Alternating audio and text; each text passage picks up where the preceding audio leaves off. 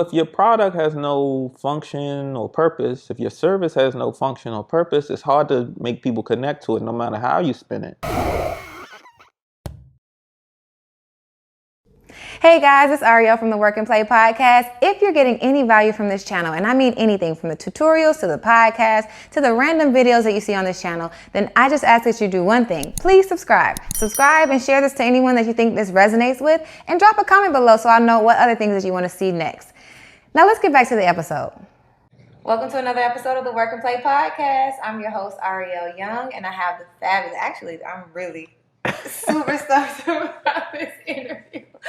I'm Ariel, and this is Steve Murray. Would you like to introduce yourself to the folks? Thank you for having me, Ariel. I'm Steve Murray. I do marketing and branding. And I'm here.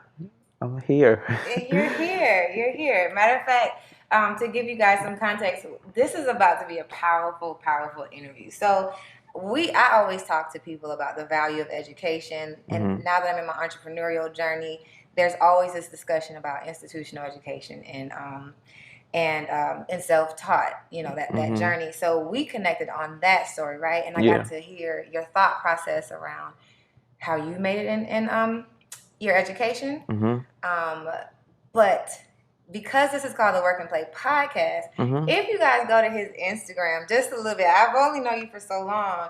You literally you're the epitome of like work and play. You seem like you enjoy what you do. Yeah. You get to like fulfill your creativity. Yeah. And you get to get paid at the same time. Yeah, I think that's true. I think that's a fair assessment. Okay. I think that's a fair assessment. I think part of what I build my brand on is business and bullshit, right? So when you say work and play, I'm like, oh yeah, that's perfect alignment, right?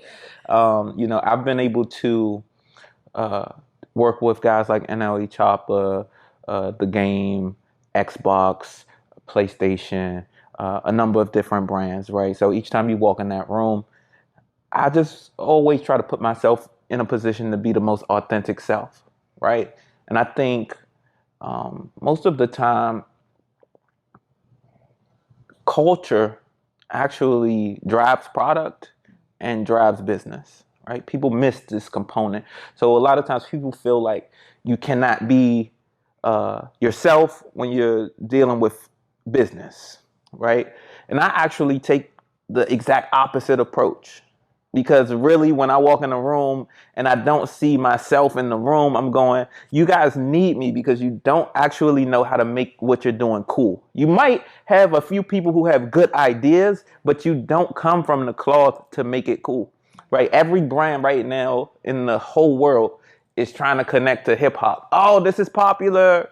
You saw what happened during Black Lives Matter. People went like George Floyd and stuff like that. They go, oh, it's time to support black people. It's cool. No, I think you should have been walking in the room as yourself from the beginning. You're right? You've been walking in and you code switch immediately. You're code switching because they don't know anyone that is professional that's moving the way you move. Right. Now, if you go in there as yourself, what they actually end up learning is, oh, I have a new perspective on professionalism. So the next person that comes behind you now, it's not necessarily, oh, braids means uneducated. No, they don't have anyone in there that does that right now, right? Or that looks like that. I had a lawyer friend, he always used to say, cut your hair. Then you'll be able to, no. I'm going to do it the way I want to do it. When you get there, that's cool. But I'm going to do it the way that I want to do it. So, what I've been able to do is leverage what I'm born with. We already cool. Yeah, we already cool. So now you don't have that. Let me help you out.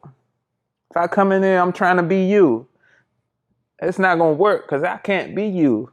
I can't do it. Absolutely. I got to do it like this. Yeah. So that's it. You already killing the interview. So the thing about it is, okay, where did you get that confidence? And because what you're saying without saying it, is Black power. Mm-hmm. Like we all have this power within us, right? Mm-hmm. But are you specifically talking about Black people, or do you think that's like a universal term? I think it does apply directly to Black people, but I'm not talking specifically to Black people. This is how I think it crosses the board. I think everybody has like culture, right? Mm-hmm. Everybody, just like you have, some of it is regional, some of it is, specific to just being in America. Some of it is tied to music, right? So that's how like we could go to New York. The Spanish kid, the Black kid, and the white kid are all the same, right? So when we're talking about culture, it's like almost we're talking about like the children of hip hop in some sense, but not 100%, because it does not mean that the person that did not come from this is not also cool too, right? It depends on what you define as cool, right? Now, can you execute and can you deliver it in a sense that's digestible? But most of the time right now, well, hip hop is the number one genre of music that is pop music right now. So we just gotta set the standard for what cool there you is go. in this moment. Exactly. Yeah, I got you. So did you grow up with like this matter of fact, where did you get your confidence in like being who you are? When was the first time you remember someone like encouraging you to be you? Oh, that's a great question. That's a great question. I think you know what? I feel like my mom never like made me do stuff. It was always like, Steve, what do you want to do? Mm-hmm. Right? And I think that has translated to my behavior, like since I was a child. Because I remember when I was younger, people would say, and not even from like a negative action that I took, but people would say that I was arrogant, right? I remember like, not all the time, because I'm really nice to everybody, but I do remember that like word being attached to my name in some cases. I was going, why do you say that? Because you just think, so? And now, so what? Yeah. Right? So I felt like, though, I always felt like just my parents allowing me to be myself. You know, like some people go, children should be seen, not heard. It wasn't really like that when I grew up. It was like, you want to do, we'll do whatever you want to do. Mm-hmm. Oh, you got something to say it. So for some people, they might go, why you ask that question? Why you say that? Because I don't know. I want to know. Yeah. So what? Tell me. Do you have an answer? No. The only thing that, like my brother always used to say, meet people with respect, and that's it.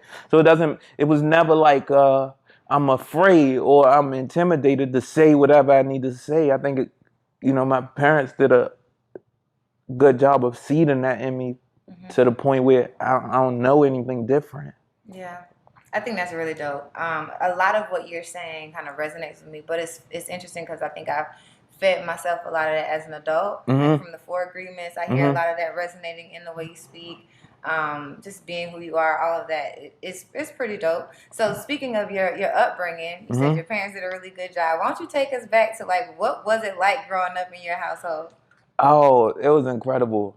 It was the most incredible thing in the world. And the reason why I'm saying that is I grew up with 3 other brothers and 1 sister. So it's 5 people in the house, and the age gap is gigantic for me. My oldest brother is 11 years older than me. Okay. Then my sister is 10 years. Then my other brother is 9 years. And my other brother is 6 years.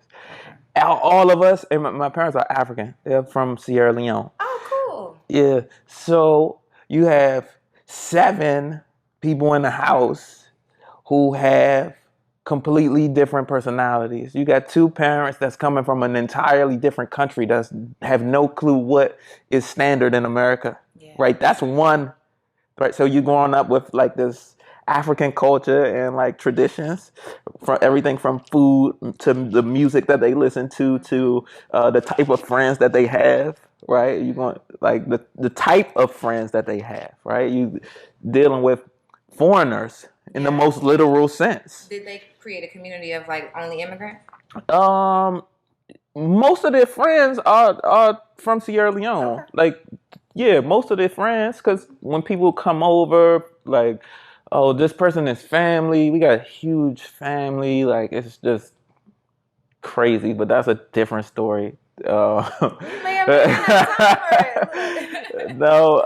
yeah, we have a huge family. So it's, and the Sierra Leonean community is like big on parties. So that's like their thing. Like, that's a big staple in like their community. So it was like all types of people, right? And then now that's just with my parents, right? Those are their, but then my older brother is he's like really intelligent, right? He's really, really, really intelligent, and all of his friends are probably more parallel to him, right? These are like really school focused, like career organized, like he works for the government. He's been working for the government since he was 24 or something like that, right? So, but still like a fun person and goes out, but his approach to life is just a little different, right? It would fit more under a corporate structure that works for him, right? And then you have my sister, who is a registered nurse, right? But the way she moves, she's not organized. She's like more of a hustler. Like, she really like knows how to hustle, like, but still not like a like business. Like, she knows how to hustle, but it's the different. It's not like my older brother is more straight corporate. Hers is more like, how do I hustle within the system? Yeah. And then I have my other two brothers are completely opposite of them. One of them is like, I don't even know how to describe him, right? His personality is super dynamic. He's like a rowdy person, right? And then my brother that's 6 years older than me, he's more like, he's probably the most rowdy and the most quiet at the same time. He barely says two words. He's super duper humble, but you just can't play with him. Like people can't play with him like that. What does he do? He does landscaping. He does landscaping. He has like cars and stuff like that. He actually is probably the more closest to like entrepreneur mindset in his approach to like just life and stuff like that. But it's more, he's just so humble. Like, he's so humble. The brother that I was talking about that's like rowdy, he's not, I would never say that he's humble. Like, he's not arrogant, but like, very boisterous. Yeah, exactly. What does he do? He works with like hotels and stuff like that or whatever. So he has to use his personality kind of get around. Probably, yeah. I guess. I guess.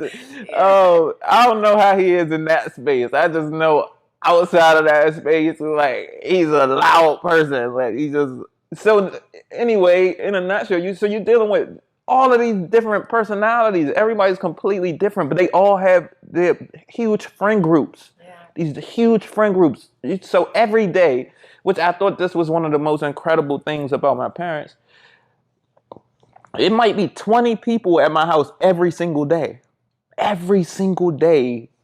That's my standard normal, because each person probably had at least 5 to 6 friends over at the same time. Mm-hmm. And my parents would pull up in the driveway like, hey, Rashid, hey, Bob, hey, don't care. Just walk right past it. Let me put this in my pocket. Right? Mm-hmm. Respect. Yeah. Mm-hmm. And I see them accept everybody as they are, right? Yeah. So a lot of that played out into like how I receive people, how I interact with people, and me not being afraid to be myself. Because if you had, I didn't even include my parents' friend groups in this, like people come home, but when you add that into it, and how accepting they were of like some of the people that some of my brother's friends, people would be afraid of them. Okay. It would be like, who is? But the way my parents received them, it just make me feel like, oh, you could just be yourself everywhere. And I didn't know that was like one of the points because that was such my norm. Like, oh, Yeah. just be yourself, and You it's grew okay. up navigating in all these different scenarios, and so you can be anyone else but you. I mean, you could have kind of tried to be a chameleon, and you would have never found yourself, but you went the opposite way. Yeah. And the more you interacted with these different types of people, you got closer and closer to yourself. Yeah. Yeah. So did your parents push school on you in education? You said they never really made you do anything. They didn't make me do anything, but you're dealing with foreign parents. You better go to school. Go to school. Yeah. What do they want you to be? They didn't have anything that they wanted me to be. It was, Steve, what do you want to be? It was, what do you want to be? And I think they just wanted to make sure that I got an education. And really what they wanted to make sure was that you survive. It's not even that you got an education. They want to make sure that you survive. And when you're talking about you're foreign, like right now, if you and I decide to move to Singapore, right? And in the most hypothetical, we start a family, we would be saying, I don't know how you do this, but most of these people here got education. Y'all about to do that.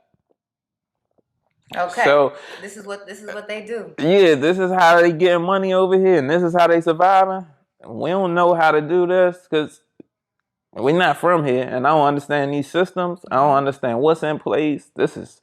They moved in the 70s, right? So if you see the shift in technology, internet, culture and all of that stuff, you don't know what is considered normal or not normal. Yeah.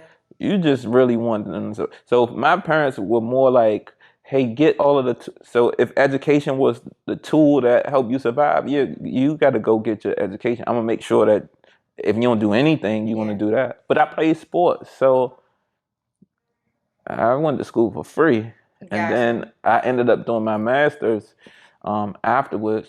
And I had guidance in that space because my oldest brother played sports too.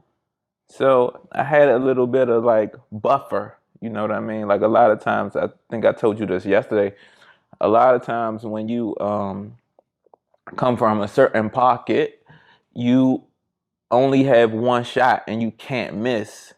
The fact that my brother already went to school before me, 10 years prior, gave me buffer. Steve, explore your interests outside of just sports. What do you like?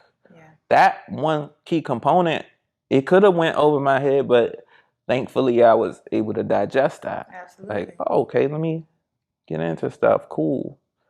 So now by the time I actually go to school, I have an idea of like what to expect. I know I'm going to have to choose a major. I already know that I was going to have to choose a major. So maybe I might not know exactly which one, but I have an idea because I know that, I want to make commercials. I like that. I like commercials. How did you know you wanted to make commercials? I was watching a television commercial. I was watching TV, sitting in my mom's living room, and the Allen Iverson commercial came on. This was 2001, 2002. Okay. He had just won the NBA MVP that year. And Reebok was releasing the Allen Iverson A5. And they did a commercial where Allen Iverson was dribbling the basketball, making the beat. Mm-hmm. And Jadakiss was rapping. Right. I actually, the more you say it, I'm like, wait a minute, because I actually do remember that one. Yeah. Exactly. What's Jadakiss' first line was, yo, it's the new A5s. You got to rock them. They even put a zone in the league to try to stop them. Son. But when I watched it, I said, what was that? Like, I want to do that. Like, that was the first time I saw Fortune 500 company take a product, a tangible product, and make it cool, right? And I just knew, oh, wow, I want to make stuff cool because this is boring. Like, so I actually had two things. I either wanted to make commercials or I wanted to make buildings. And it was the same approach. These buildings are very static, square. You wanted to make them cool. Yeah, that was just my approach to everything. So by the time I actually got to college, I knew, okay, I did a little bit of research like prior to, and I was going, okay, well, how do you get into advertising? Because I learned that, okay, that was advertising, that was marketing. Okay, cool. So how do you do that? There's design, there's, some advertising courses, and then also I noticed that there was like architecture stuff, right? The architecture I had to rule out because the football schedule and architecture doesn't go hand in hand. Okay. It's way too intense. So I had to take that off the table. And then when I got to college, I had two options. I could take graphic design courses or I could take marketing courses. But I took graphic design courses because I wasn't good with the computer and I wanted to get like skills that like I could sell. So I knew like, okay, at worst case scenario, if I learn how to use the computer, number one, when you're talking about advertising, I know what people will respond to psychologically, what colors make sense to evoke this emotion that would. So now what I was thinking was like, okay, I could take business as a minor and still get graphic design skills, and I could sell graphic design skills, just understanding like, oh, this is like a serviceable skill. I learned this like through the process a little bit, but like I knew that if I learned how to use the computer, then I could get the marketing skills on the back end. But if I knew at least like, why is that a good billboard? If I know how to do it myself, then I know why it's a good billboard. Okay. Why is that a good ad in a magazine? Yeah. Things like that. Can I ask you a question? Is advertising and marketing housed in the same like school? Because I've always known marketing as like business from a business perspective for some reason, but I've never known anyone in the advertising line. Are they housed in the same like school or cohort in school? That's a good question. It depends on the school. The advertising department was actually in the business school, and the design school was like graphic design was all in there. But in the graphic design school, you could take like if some of those courses are advertising courses. So some people, depending on like what your track is, you could be like they could give you a track that's advertising theory, and that might be business. But then some of those students, if they want to be on a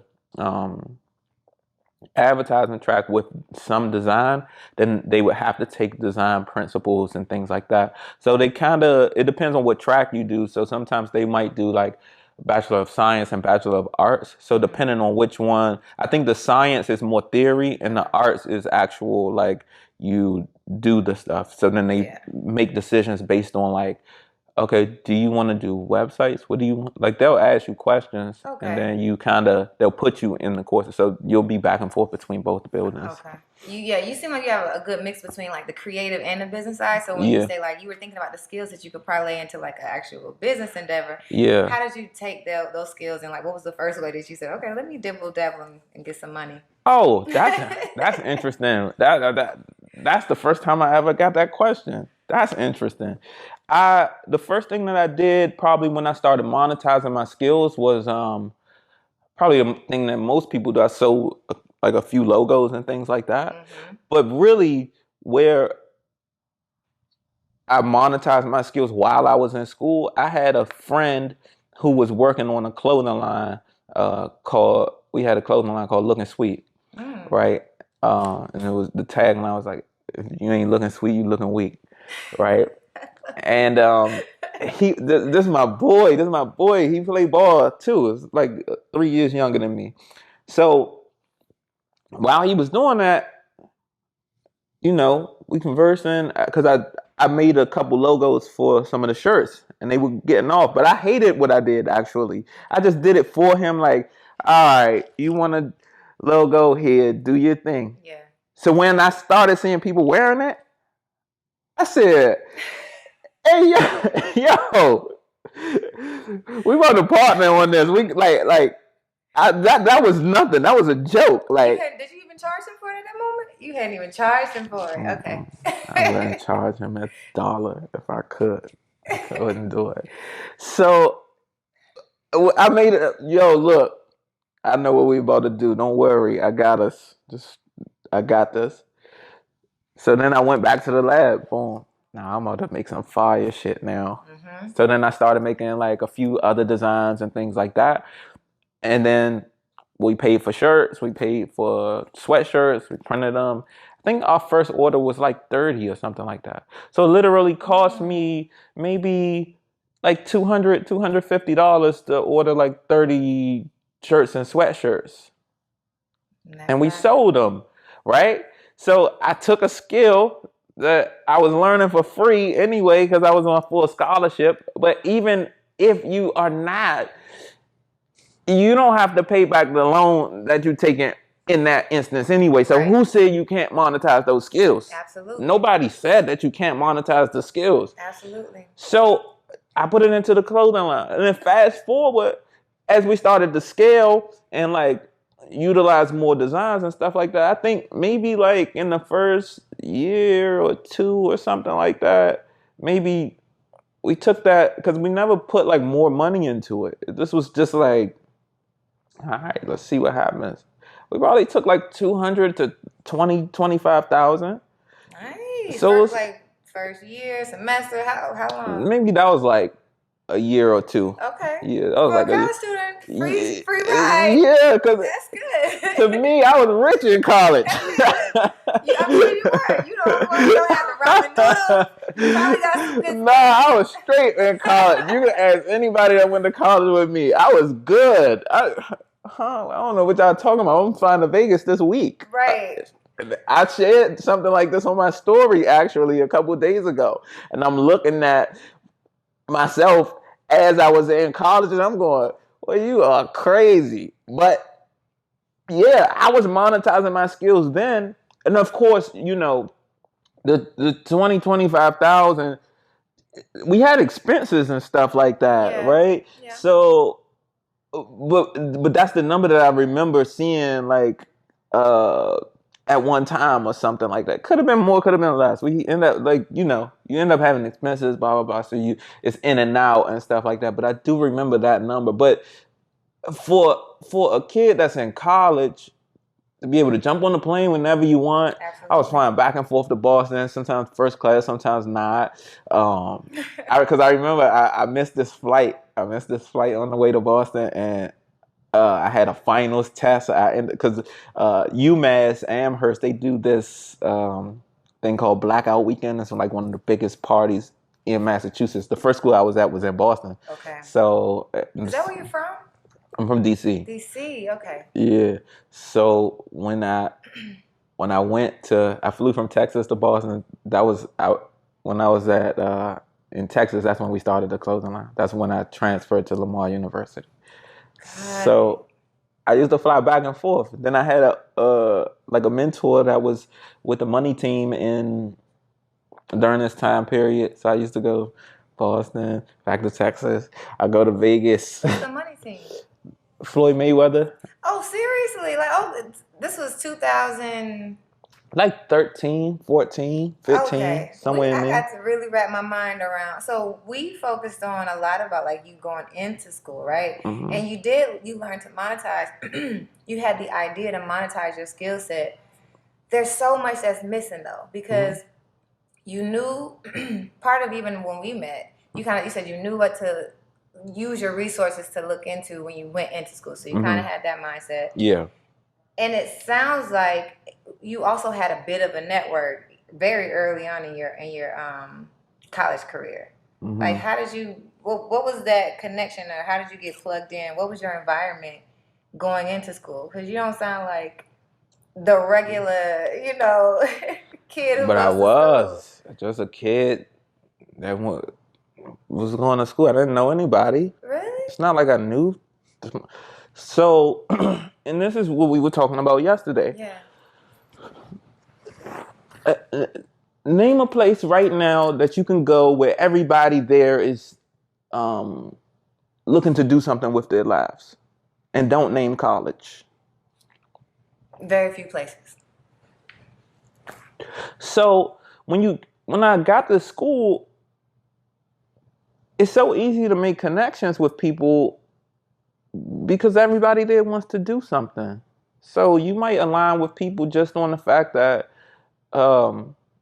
this is your first time in college, right? So you might align with people because they're interested in graphic design too, or they like advertising. What are their interests? Right, taking a likeness to people in general, right? In the most genuine way, Right. and everybody there is, looking to become, right?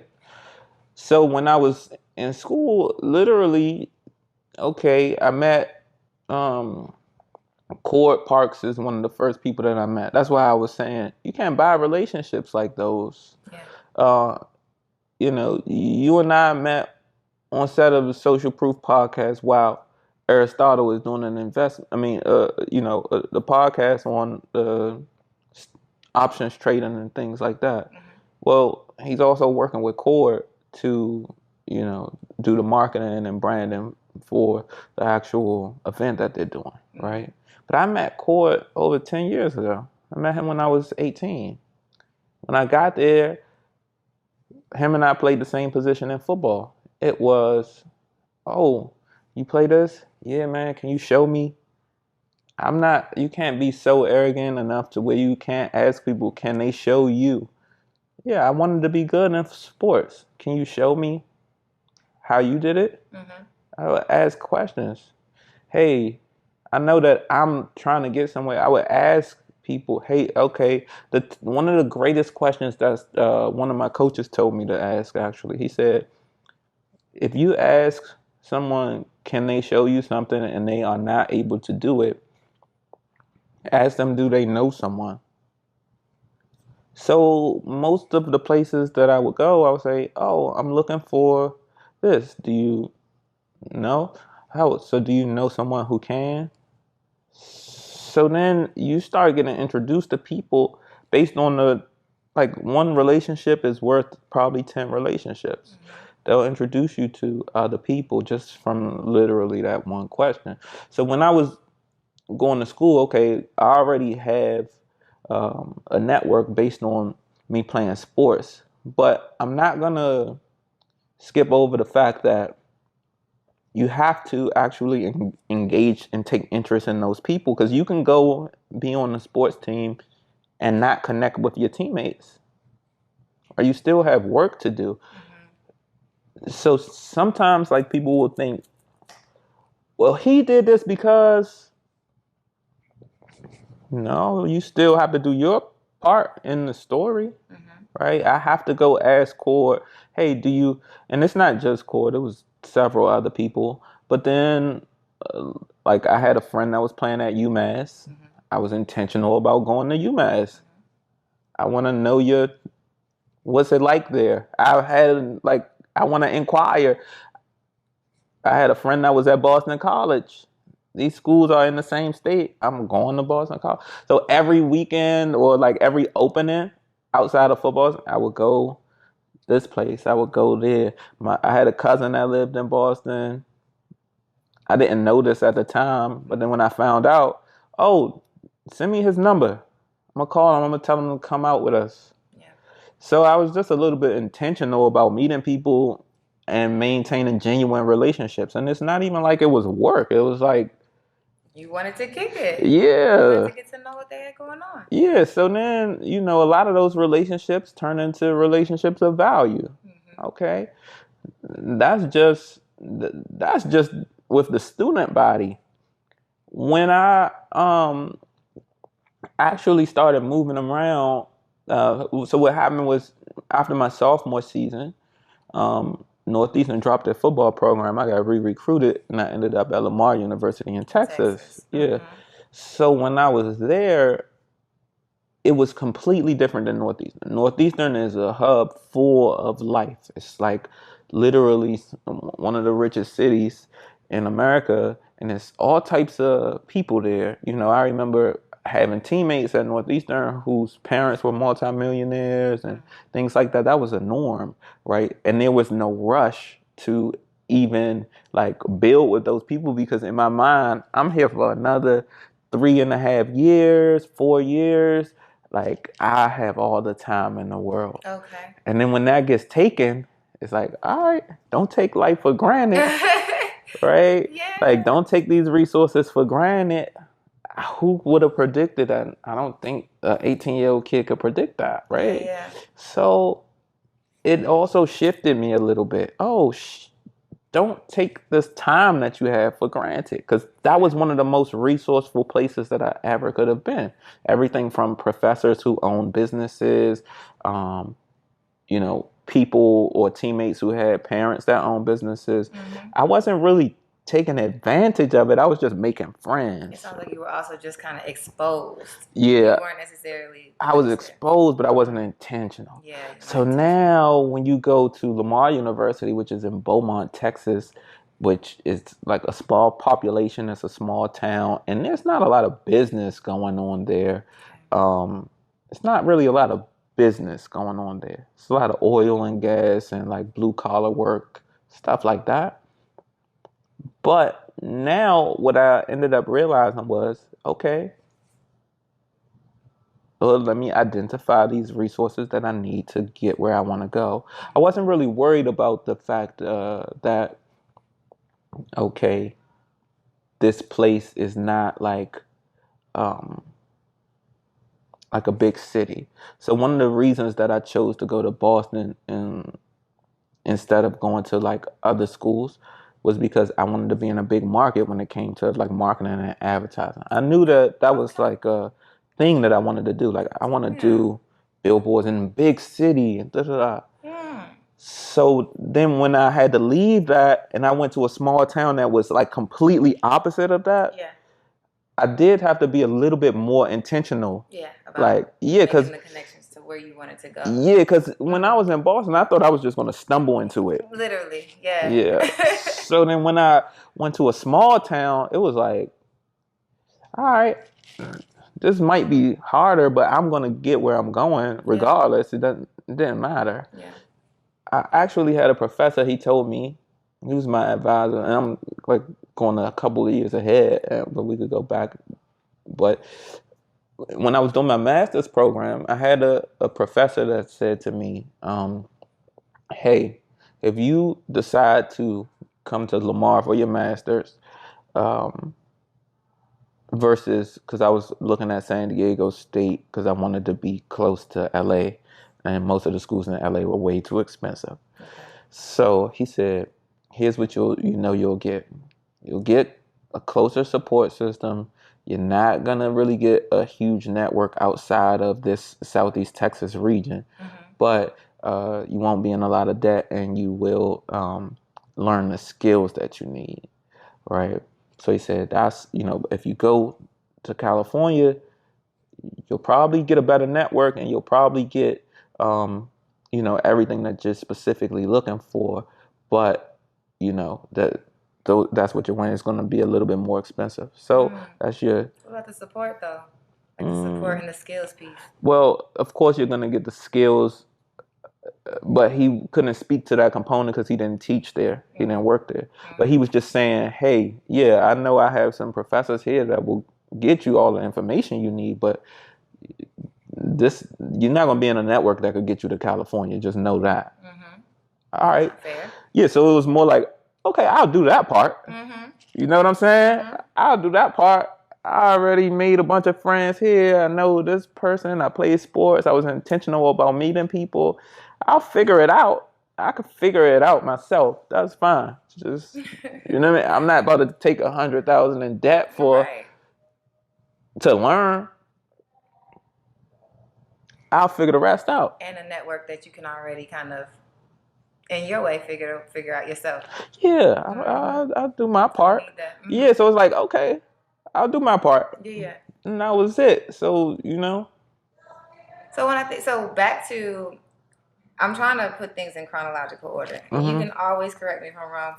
You went to Northwestern first. Northeastern. Northeastern first. Uh-huh. And you were on their football team, and that's where you first decided that's where you were deciding between architecture or advertising. And you decided to advertising because that worked for your schedule. That was the environment where you first learned that you could parlay your skills into the first business, which was called Looking Sweet.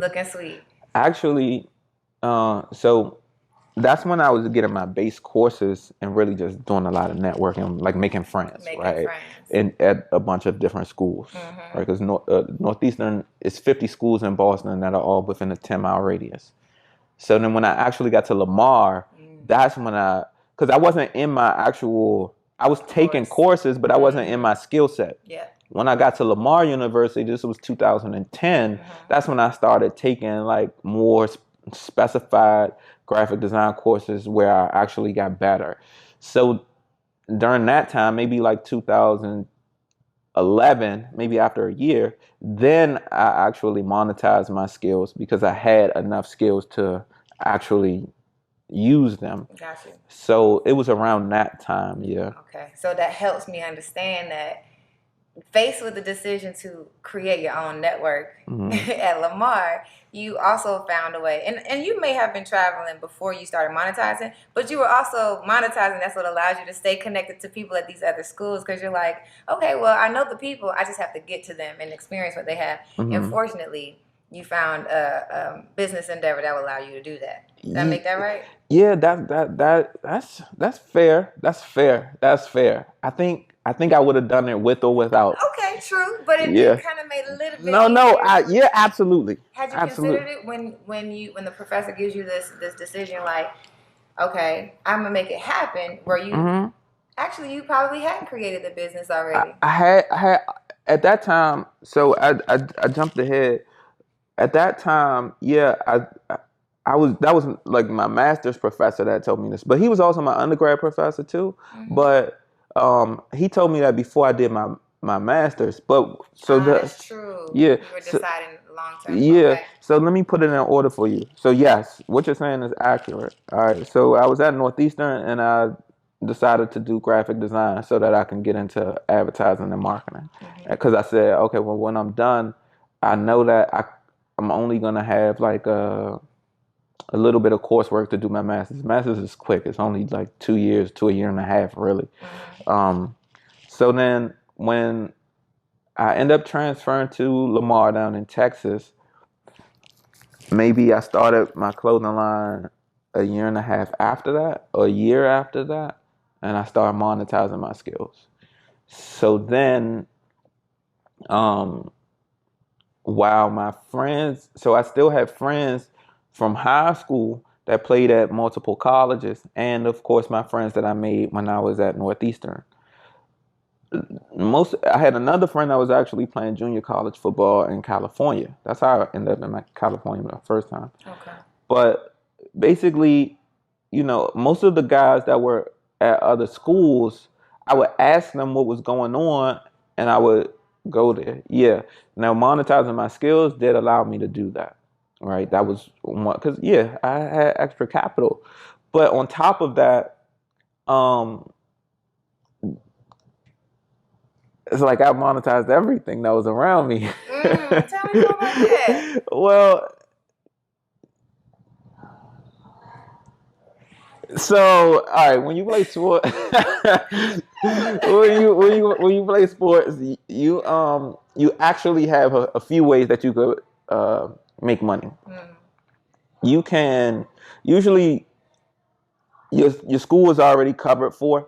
And then they give you access to, if you qualify, which most of us did, you qualify for a Pell Grant. So you get a Pell Grant, which probably was like $5,500 a semester. And then you also can cash in on your meal plan. So if they give you like a meal plan, let's say your meal plan is worth $2,000, you can say, I don't want to go to the dining hall. I want my money. Yeah. So you can monetize that, and then you can. Sometimes, not every school, but some schools let you monetize your health insurance. You can say, "Oh, I'm already on my parents' insurance. I want a refund for that. I got So you could get the money back from that. I didn't do that with the meal plan and I did a partial on the meal plan. So I monetized half of it and then I took the Pell Grant. So maybe I had like an extra 6,000 or 7,000 every semester. But then you have a choice for how you could use it. I wasn't the only person that like would get Pell Grant, but most people would go get TVs and stuff like that.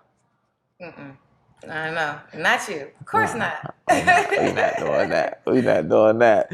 So I would find, so, all right. And then when you come to housing, right? Instead of going to, like, some people would move to the west side where the houses were nicer and like more expensive. It was probably like, it wasn't a lot. It was like $750 a month for like a 1-bedroom. But if you get a house that's closer to the school, and you get, so I ended up getting a 4-bedroom house and just lived with 2 other teammates. So we had a 4-bedroom with 3 of us, and we were only paying. It still was only like $750. Right. So we were paying like $250. So I was like, no, we're gonna do this. This how I'm gonna go buy groceries, and then this money that I have left, maybe I have like an extra $5,000 left. Then I'll just invest in like different products and stuff like that. Yeah. So then we would like, well, I would like monetize whatever products that I found that I knew people needed. Sometimes that would be like, you know, I don't know, a number of different things. It was like, it's so long ago that I don't specifically remember, but that's how I would move my money around. So I was monetizing not just the clothing line, I was monetizing everything around me. If I know that this is like what people need, then I would monetize that. Plus I had the clothing line. That's why I said I would have been traveling either way. So I was monetizing my skills, which cost me nothing. So now I got an extra $5,000 or $10,000 coming in, you know, each semester from monetizing the skill that's not costing me anything. And then I'm taking the money that they're giving me and I'm not spending it. I'm actually investing in it. So I'm living for free already. And then I'm monetizing the extra. So I probably had an extra 10,000 on one side and another 10,000 on the other side. So now when my friends, I know, how am I going to use this? Half of them I'm going to invest in myself. Like from traveling, yeah, it looks fun. But I'm about to go build. I'm about to go build with these people. Seriously, I'm really about to go build. So who do I have in other states and where are my openings, right? How am I utilizing the time that I have left after football? So on the off season, instead of going home, like let's say Thanksgiving is coming up or, you know, there's a holiday or such and such. Hey, Q, you at UMass, what's going on this weekend?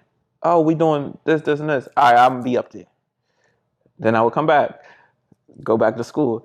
Oh, so one of my mentors, he played football too. But I wouldn't call him, it wasn't like, that one just kind of happened. When I was in high school, he used to come to our football games. We played the same position. And he was like, yo, I got you, whatever you need. Like, call me for anything. So that's the guy that was in Vegas all the time. And he was working with the money team. So on my off, oh, such and such. Yeah, come on, man. Come. I'm going to take you to the gym. You're going to come meet Floyd. You come sit in on these meetings with me too. Bet, I'm going. You know when you say like people say, oh, let's go on vacation. How many people end up going on the trip when you're trying to plan it with a group? A lot of people end up going like... Yeah, man. One, if not... There you go. Yeah, no. So most people are not even going to put themselves in a position to get there. You get what I'm saying? So I was intentional about that. I was intentional about like building with the people on my campus. Intentional about building with the people outside of my campus. Oh, this Demon Lawyers in my network. You in Vegas, I'm going. I'm going. Oh, James, you in California? Yeah, bro, you got to come see this. You there. All right, I'm there. So it didn't matter. Like, why? Because, all right, you got a couple goals. All right, go just see who you meet. Just see what happens. Just see.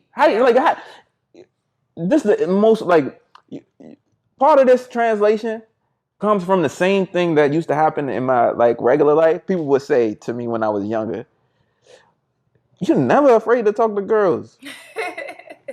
Because I already don't have them anyway. So if you tell me no, I didn't have you anyway. just shoot the shot. Yeah. Go ahead, miss. Put the shot up. Yeah. Okay, you don't shoot, you already miss. So it's the same mindset. Yeah. All right, I'm going.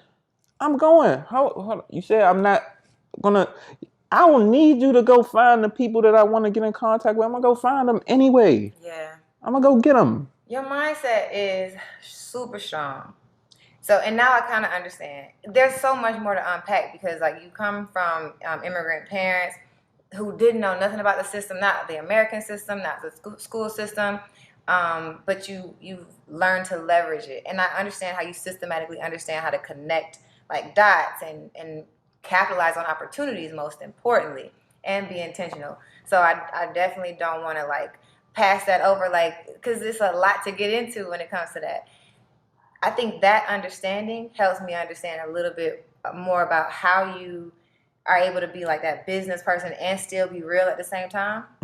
Because when we talked yesterday, you were talking about, like, when you worked for a job, you weren't just like inundated with, like, this is my life, this is my identity. You knew exactly specifically what it is that you wanted to get into in that experience. So if you could kind of explain on, like, now that you get your degree, you get your master's, did you work a little bit between bachelor's and master's, or did you go straight to? Yeah, so I still had my clothing line.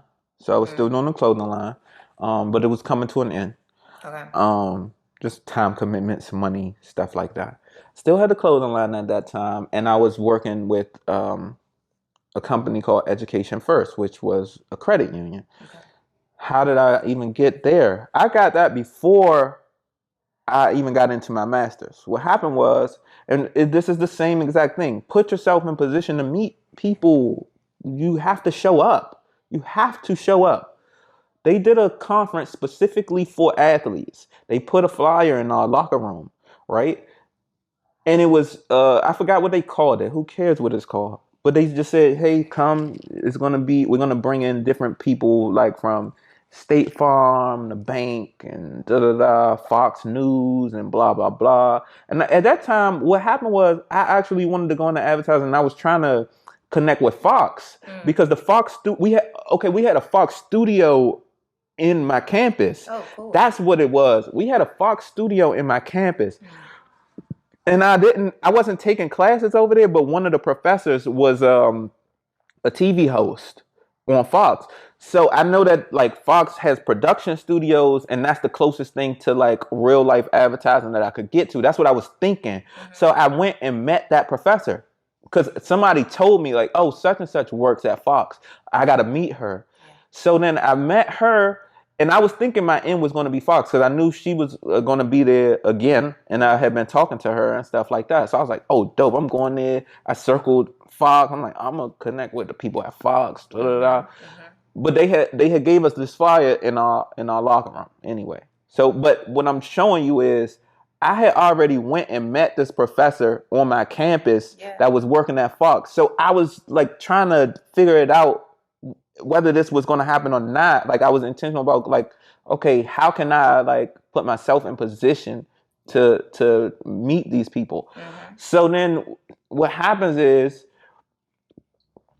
I get this flyer and it says professional conference for athletes, blah, blah, blah, show up, boom. So I showed up, and I could tell you probably it was maybe 60 people in there. It was like 3 football players. So nobody else showed up. Me and probably like 2 others. This is the truth. This is like I can't make this up. And it's like 12 business owners. The CEO of Education First was there. Okay. So one of the guys who was speaking was giving this blanket advice: find a mentor. And when you're 18, when you're 20, 22, whatever age you are, I just kept asking, how do you find a mentor? Yeah, you have to put yourself out there. All these blanket statements. What do you mean? I don't know what that means. And I literally said it. Okay, so if I want to find a mentor, like, literally, what are the steps that I would take? He couldn't really answer the question, to be honest. But I think what happened was the people that were on the panel realized, like, oh, he's like serious. Like he really is looking for mentorship. So fast forward, what happened was, so I talked to the people at Fox. There's a bunch of people there. I don't even remember the companies anymore. I remember Fox because I went and met the professor that worked there, and she introduced me to the production person. Okay. So I was thinking like, oh, this is going to be a lock. And then the guy from Education First, the CEO of the bank, of the credit union, talked to me, and he said, hey, I think maybe I could help you out. He didn't say, it wasn't it was literally just that. He was old, like wrinkly a little bit, like he had like kind of a limp a little bit. And I was like, what the fuck am I going to do at a bank? Okay. Because I'm trying to do advertising. What am I going to do at a bank? Best decision I ever made was following up and calling him. Because he did have something for me. What I realized was every industry needs marketing. Every single one, including the bank. They market products. Their products are loans. Their products are credit cards. Their products are home loans, auto loans. Those are their products. Retirement packages. Those are their products. And they have to market them to people. You see Chase advertisements all the time. But when you think about advertising, what's the customer? How are you trying to connect with the customer? Because like everybody needs banks, so it doesn't necessarily seem like you have to market very much. No, that's not true. Really? Because there's other banks in the industry. Why do you have competitors? Yeah. Why do you know American Express credit card? They advertise it. Very true. Why do you know that? Why do you know Delta Sky Miles? Yeah. They advertise it. Yeah. Why do you know Chase Business Account? Why do you know Wells Fargo? Right. Well, you know there's a local bank in every... Well, how do you find out about that? They got to do advertising and marketing. I had no clue. So I had no clue. So when I called anyway, I actually ended up getting a call back from both Fox and Education First. And Education First was paying. I still had one season of football left at this time. I was like, oh, dope. I'm going with them. So I was making like $15 an hour. Oh, okay. Yeah. So this wasn't one of those like salary corporate job offers where it's gonna be like, oh, you're gonna be here for a couple of years. It was like was it an internship type role, or it's just a job? He just was like, I could help you out. Okay, so tell me more. So he just said, all right. So when I came in, they put me on part-time hourly. Okay, in marketing. Yeah, in the marketing department. It was 4 of us because I was still playing sports. Okay. This was my senior season. This was my senior season when I met Mr. Lackey. So he gave me the job, and I basically was a marketing assistant. But it wasn't like that. It was more like, it was super collaborative. The first project that I worked on, I walked in the door and they were trying to figure out this BOGO campaign. And it was, they were like, hey, what do you think about this idea, such and such, like BOGO, like where we do buy one, get one, half off on loans, right? So then, long story short, I kind of like fixed the campaign and like I did all the artwork for it. I like conceptualized it a little bit better from what they already had. And it ended up being a record-breaking campaign for them. They ended up making like 4.5 million on in loan volume in like 30 to 45 days, which was a record for them at that time. Okay. So I did all the billboards. I did all of the commercial concepts, changed the artwork, a number of different things. And then I was like, oh, okay, cool. So then the second one, we did this Get in the Black campaign where we were marketing credit cards. Okay. And we used a movie concept. So we took like 007 movies, Get in the Black, because, you know, people are in the red. If I get you a credit card, you get in the black, right? So we put them in. But fast forward, that one ended up breaking records too. They're like, I think 3.5 million in 30 days in credit card loan volume or something like that. Wow. So that was like the first place that I was working, and I was seeing results. At this time, I still had my clothing line. Like this was before I transitioned out, but um, yeah, that was the beginning. So then when I exited, like when I was done my football season, I stayed there for like another 2.5 years. That's when I was doing my master's program. Okay. And I stayed there basically until I was done my master's. But, you know, that time period actually is the perfect dichotomy to explain like, work and play. Because when I was done playing football, you could just imagine my schedule opens up even more, right? So that's when I really, really got intentional about flying state to state and going to other places. Okay. But also, what was going on was at this time I'm still doing the clothing line and I'm working at the bank, right? But what I was doing over here was learning how to do campaigns with multi-million-dollar budgets. Okay. So it doesn't matter. I don't care what you want to call it, right? Job, no job, whatever. I need to understand how to do multi-million-dollar campaigns, which is what I was able to do while I'm in it. So what I was learning was structure. With the clothing line, you know how long it would take you to turn a clothing line to a multi-million-dollar business without startup capital? So I had the luxury of being able to miss. If I got, let's say I would have got those first two campaigns wrong, what would have happened? Nothing. The bank got millions of dollars. We had multi-million-dollar budgets. I have enough budget to research and develop, even if now, fortunately, my first three campaigns that I worked on were like successes. I didn't, but also there was no pressure to get it right immediately. Which with the clothing line, when I like fast forward to like why it ended, there was not enough room to miss.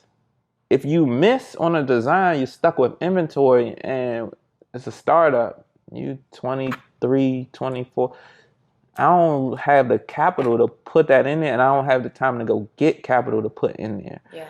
Right? So sometimes it's not necessarily like one-to-one. Sometimes you have to understand what's missing. So now when I recreate stuff that I do now, well, I've extracted so much information from places that I work that I could apply the structure to my own stuff. I'm not really shooting in the dark. When you start from nothing, you're shooting in the dark. Yeah. You are shooting in the dark. The clothing line we did from nothing. It was a shot in the dark. Now I was fortunate that stuff was working. But I didn't even know what startup capital was back then. I had no clue what it was.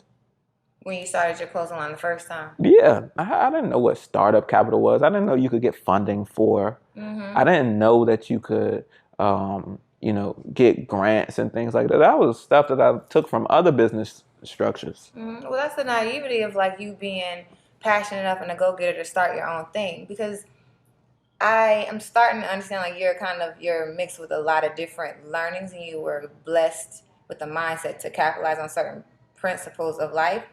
Because like one thing I'll say about entrepreneurs is that get started in them is just, it's awesome. And then the benefit that I say when it comes to corporate citizens is they are literally in testing grounds to build their business. But you have literally the best of both worlds, because you've jumped out on naivety and created something. And you've learned, I'm sure, the bumps and bruises of that entrepreneurial endeavor. Oh, yeah. And then your education is what provided you with the information about like seed capital and all of this stuff. But then you utilizing in this next chapter, you're utilizing the information that you have in marketing to inform the business decisions that you make as an entrepreneur. Right. So I'm curious if you think, as a marketer, because we're in the age of marketing, do you feel like out of all of the professional, and this is more like a biased question, so feel free to be biased in your response. If you feel like because you got the education in like marketing, if you could go out and like push any product or service and be successful at it, because now you have all of this like experience in marketing to parlay into whatever you want, whether it's product or service. That's a great question. Yes and no. And the reason is like businesses have to have purpose. You still have to have purpose. So sometimes you could. There was a company called dang. I hate the fact that I can't think of the name of this company, but there was a company that did a bunch of Super Bowl commercials. Right, this was during the .com era. Okay. They did a bunch of Super Bowl commercials, and they got super popular, and they failed because they didn't have purpose. Like, so you can market something, you can make it big and grandiose and make sure that people know about it, but if people don't gravitate towards it, marketing is really, building awareness in the most efficient way, in lay terms, right? I'm going to make you aware of it, I'm going to tell you the purpose of it, and I'm going to expect that you buy it. So if your product has no function or purpose, if your service has no function or purpose, it's hard to make people connect to it no matter how you spin it. So yeah, can I make people aware of it? Can I get people to consider it? Can I help you craft a story? Yeah. If you have capital, can we get it in all of the right places for all the right people to see it? Yeah. But if you don't have function, if you don't have purpose, if you don't have great customer service, if you don't have continuous funding, if you don't have, it's not like a one-shot thing, which a lot of businesses that I consult right now, sometimes they get it confused in the beginning. But I'm also fortunate that the experiences that I have on so many different levels allows me to walk in and identify, hey, this might not be the best decision for you right now if you don't have these other 6 components in place. Yeah. Like, I can see it before you, because you have only been, some people go into a corporate center and they are like, this is my thing and this is what I do and da-da-da. You didn't see the business. When I was working at the bank, I actually saw the functions of the business. I would go sit with the CEO. Hey, how does this function? How do all these pieces go together? And that wasn't my last job, but each time that I've ever been in a job, I go sit with the stakeholders. Now, everybody else, I see that they don't necessarily do that, but I do. I'm going to call you because I probably do need your mentorship. You've been doing this for longer than me. I'm not that arrogant to where it doesn't matter how much I've generated. I know how to do what I know how to do, but I need you to explain, how do all these pieces go together? Because you did it even bigger. Yeah. So how do they go together? Okay. Now I understand. So when I consult companies now, I see what they're missing before they ever see it. So sometimes, yeah, I can get you where you need to go, but it's going to take more than what people might actually expect. Yeah, and that purpose you just said is actually really, really, really important. So thank you for that. I feel like you're like coaching my clients without me even speaking. Every time you say something, I'm like, yeah, right. Tell me a little bit about business and bullshit. Oh, business and bullshit. Wow, that's a deep question in some senses. So business and bullshit was something that someone used to ask me. How can I separate? They used to say to me, Steve, how can you separate the business from the bullshit? I don't know which one is which.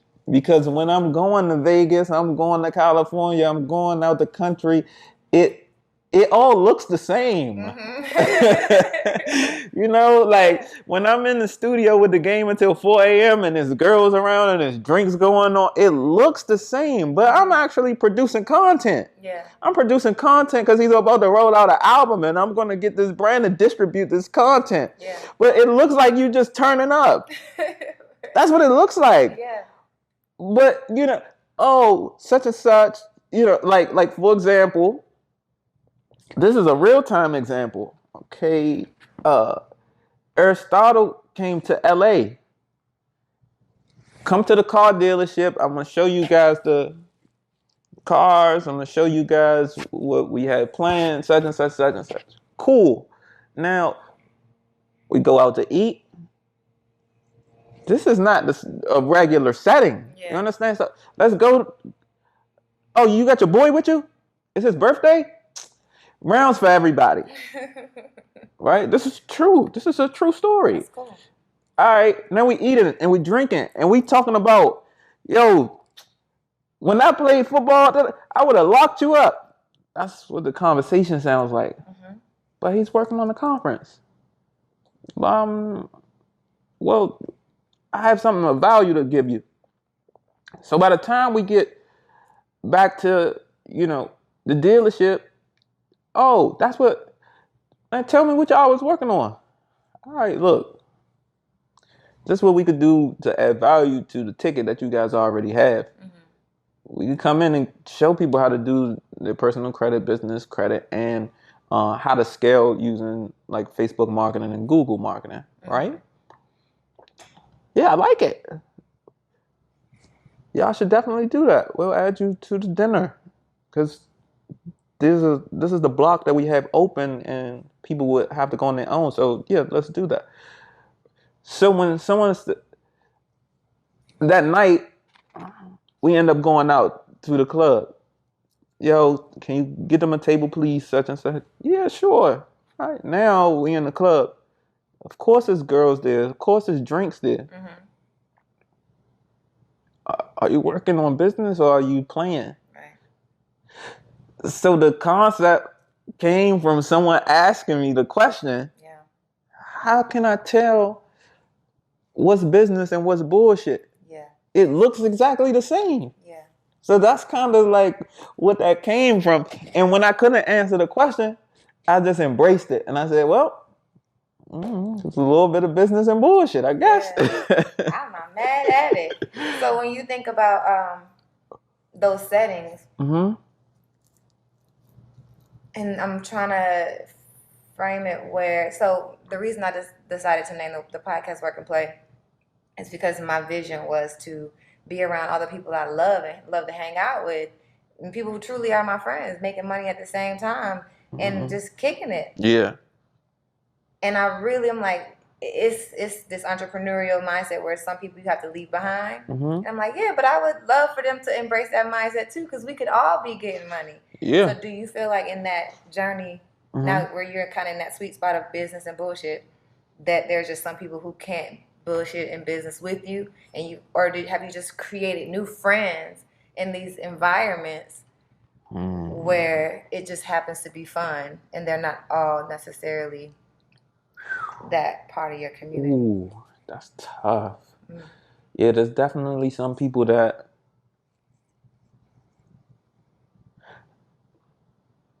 I'm fortunate. Mm-hmm. I'm fortunate in a lot of ways. I'm fortunate to have like quality friends. But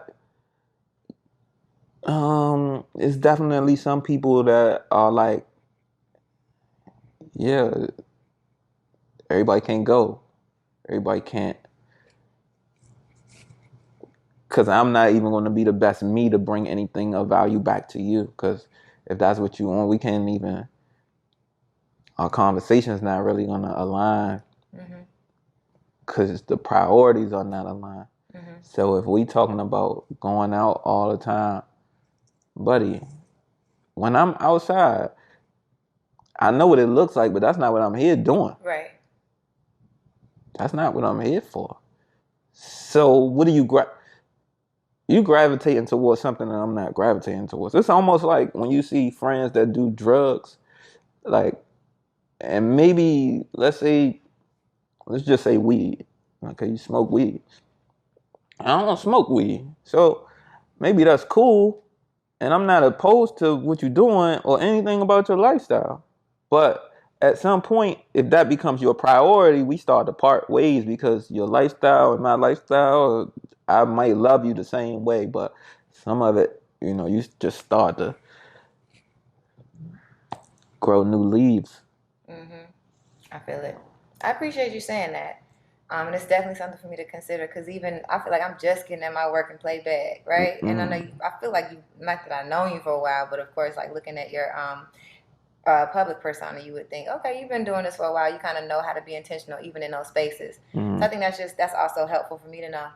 I typically will do, well, first of all, I got to thank you because like you being on the couch definitely gives different perspective to the Work and Play podcast. And as the podcast grows, I want to have more conversations like this where people embrace it or even are open to the concept of, bullshit in business or work and play. And there's a journey to get to that. So I appreciate you sharing that part of the journey because it's cool to see. Like, I never got a chance to hang out. I went to a D1 school, never really hung out with the athletes or anything. But I'm only imagining if there was one person like you at my school, I didn't get a chance to meet them. You know what I mean? Yeah. If they, because that's the economics behind the environment that you're in, the money flow, like the utility of it, the opportunities that you can use the money, like all of that is just a completely different stratosphere. So it's kind of just cool plugging into it on that level too. Like, cause I'm like, yo, they probably were getting to it, but I was so in my business bag that I was tapping in, but I wasn't tapping into those ways because that wasn't my community. Yeah. So I asked this ceremonial question. Actually, what I would like to ask you is, for people who are already in corporate, they have the mindset of like, this is my job.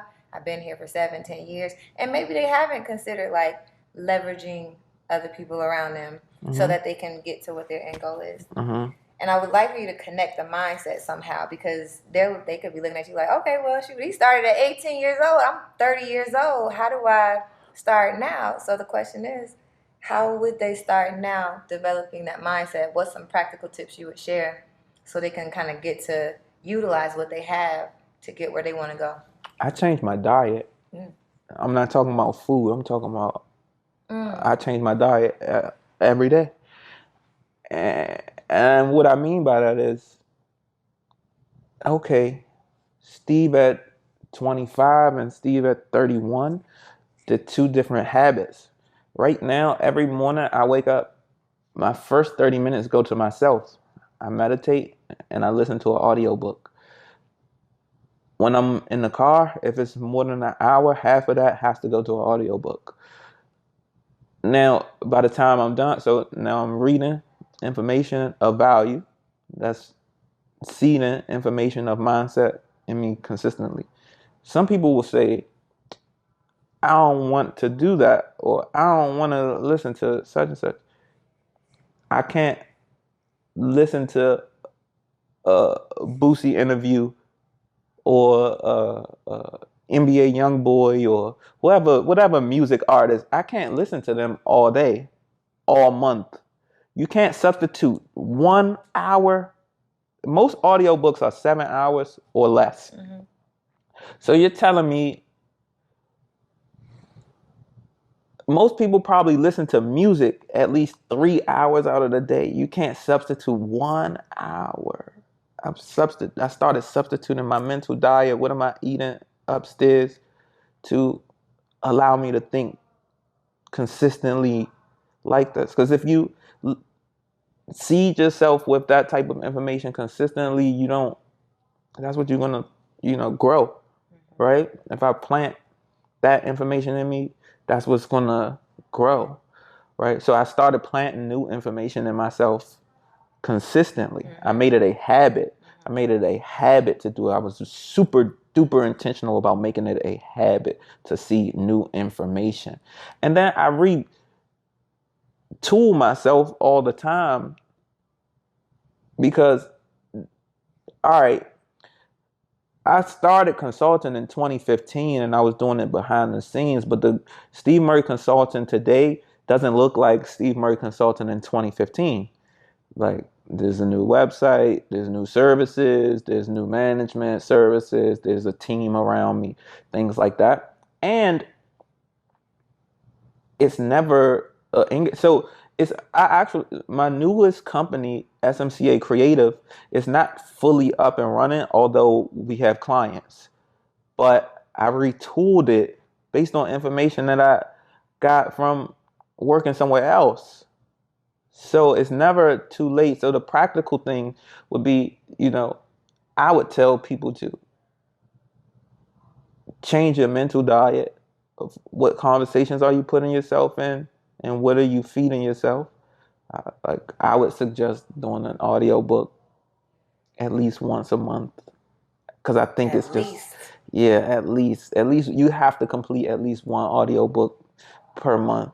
And then the other thing is when you are in those workspaces, I think you have to extract information that aligns with like business development if that's what you want to do. For the people who don't, I don't think building a business is for everyone. I think you can be successful without building a business, although it's a component of wealth. So the skills that it takes to run a business and put people together and make a team and things like that aren't necessarily the skills that everyone have. So if that isn't your skill set, I think that's cool too, but I think you move yourself into an investor pocket. Okay, be intentional about learning stocks. Allow your money to work for yourself so that you at least develop streams of income when you're sleeping or passive income. Right now, if I show you, while I'm here, I have 2 Toros that just got rented out. One was booked this morning. The other one was booked last night. I'm in Atlanta. It's passive. I don't have to start. This is just while I'm not.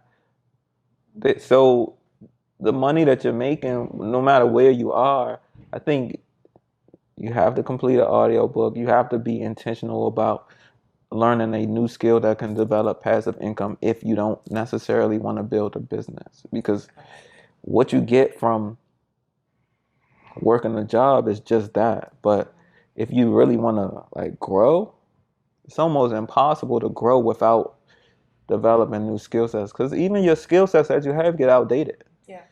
I've listened to an audiobook every month and certain podcasts and things like that. Because I don't want my skills to get outdated. All right, I know marketing today, but what if I didn't? They didn't teach me how to do Facebook advertising in school. I learned that. I just had a lot of base. But I learned how to do that. And then once I learned how to do it at scale, and what I ended up doing, which I didn't, one of the brands that I went in to get a contract, they actually ended up offering me a job. I said, when I looked at the structure of how we put the deal together, like, yeah, I'll do that. But what it gave me was like access to do Facebook and Google ads at scale. And then I built relationships with people at Facebook.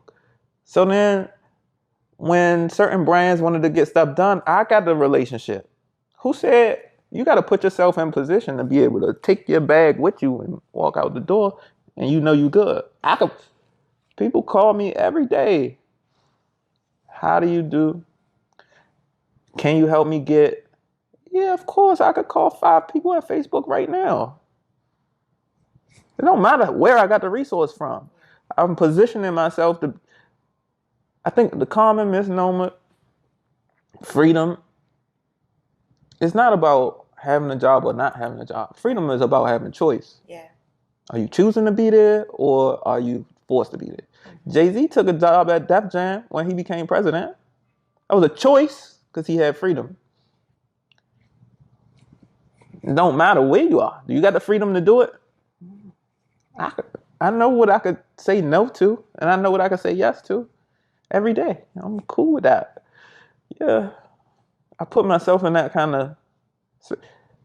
The parallel to like consulting and doing marketing jobs, like when you're a marketing manager and stuff like that, is I'm still, if my clients call me right now, I work for them. I work for them. Yeah. If I don't deliver my deliverables, they drop. Shit. You understand? If I work a job, I work for them too. Yeah. I work for everybody that works with me. Yeah. But if you don't see your parallels on what you're trying to do, and does it align with, don't put yourself in a position where it doesn't align with what your purpose is. Mm-hmm. Put yourself in position, get new information, learn new skills. Those three, you could take your bag wherever you're ready to go. I'm out of here.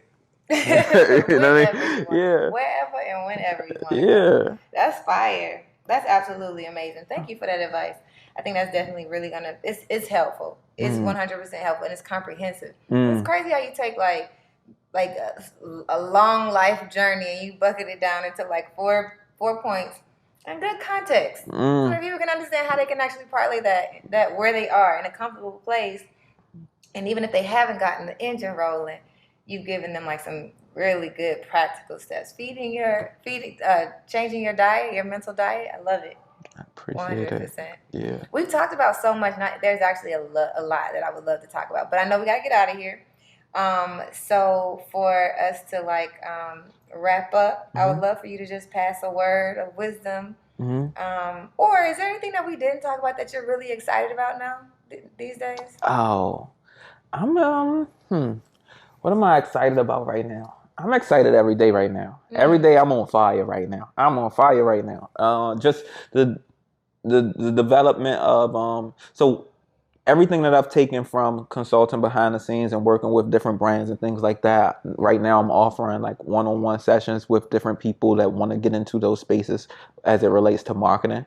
So I'm super excited about that because this is the first time. Usually I like working at scale. Do you have a big budget? Can I grow? So now I'm kind of transforming and I'm saying, all right, I have gathered enough true, valuable information that I'm giving it back to people. So right now, I'm offering one-on-one coaching sessions, which is really exciting. And then I have my new company that we just started, SMCA Creative, which really is the same company, but I just never offered it to people. I only offered it to like businesses. So now it's just open for people to be able to get management services with, social media management, pay-per-click, ads, text marketing, email marketing, and website development, which are like the 5 main fundamentals that you need for businesses. So those 2 things I'm really excited about right now. That's probably it. That's good. I'm glad we got because I am all about helping people. So at the end of this, if they connect with you and your story, it's like now they know that they can actually work with you. Yeah. So that's the lit piece about it. So if you guys they listen to the end of this show and they heard you with that proposition, and if you have enjoyed Steve's story and if you listened and you stayed on. And you want to get connected, Steve, what's the best way for them to actually get connected with you, to either follow your story or to just work with you? You can follow me at Steve Murray 2 on Instagram, and they can visit my website, which is stevemurrayconsulting.com, where you can find all of the information on how to get in contact with me. Wonderful. Well, there you have it, guys. I really hope you enjoyed it. It was a treat. If not just for me, then hopefully for all of us. But y'all have a wonderful day. But until next time, peace out.